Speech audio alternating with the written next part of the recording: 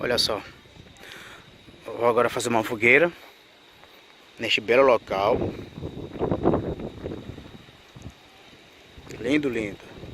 Colocar a família ao redor da fogueira e contamos histórias, batemos um papo bem legal. A gente vai recolher aqui alguns gravetos secos. Meu primo ali, ó, tá com a madeira pra fogueira. Meu outro primo tá ali se debatendo, brigando com as árvores e fazendo uma coleta dos mesmos. Molho d'água, papai. Isso aí, ó. Aí é cabra bruto, meu irmão. Cabra macho.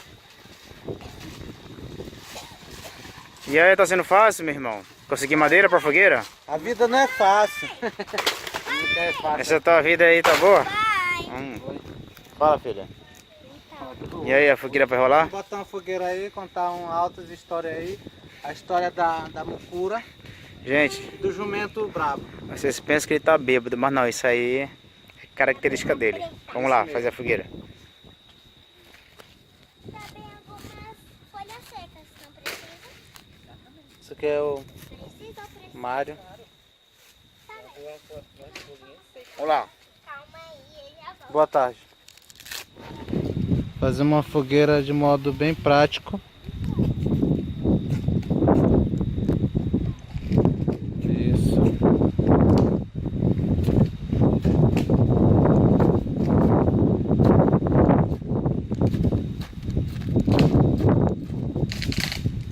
Tá ventando muito. Isso.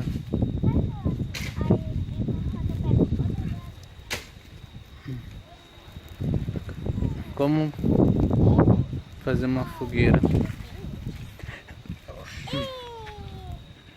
Isso aí.